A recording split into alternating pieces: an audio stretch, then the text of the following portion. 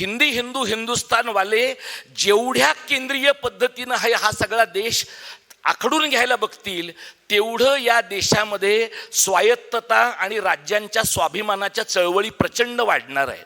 आपण नुसतं तामिळनाडूचं नाव घेऊन उपयोग नाही, थोडी लाजही आपल्याला वाटली पाहिजे की त्यांना द्रविड आयडेंटिटी उभी करता येते, आपल्याला महाराष्ट्र धर्माची आयडेंटिटी का नाही उभी करता येत? आपल्याला महाराष्ट्र धर्माची आयडेंटिटी उभी करण्यापासून मोदी शहाने रोखलंय का? आपल्याला महाराष्ट्र धर्माची आयडेंटिटी करण्यापासून इंदिराबाईंनी रोखलं होतं का? आपल्यात बेसिक प्रॉब्लेम आहे. आपल्यात बेसिक प्रॉब्लेम असा आहे की राष्ट्र आणि महाराष्ट्र याच्यात काय निवडायचं ह्याच्यामध्ये आपण डोळे झाकून राष्ट्रच निवडतो आहोत. अरे हे पण राष्ट्रच आहे आणि हे तर महाराष्ट्र आहे. नुसता शब्दांचा खेळ नाही हा. या राज्याच्या बाबतीमध्ये, इथल्या भाषिक समाजाच्या बाबतीमध्ये युरोपातल्या 4-5 देशांच्या पेक्षा जास्त मोठी लोकसंख्या असलेल्या एका भूप्रदेशात आपण राहतो आणि आपल्याला मराठवाड्यात काय घडतं ते कोकणात कळत नाही, कोकणात काय घडते ते विदर्भात माहीत असत नाही.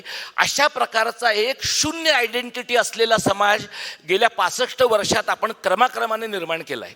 आणि तो निर्माण करण्यामागचं महत्त्वाचं कारण आपण भाषा विसरलो, आपण शाळा विसरलो.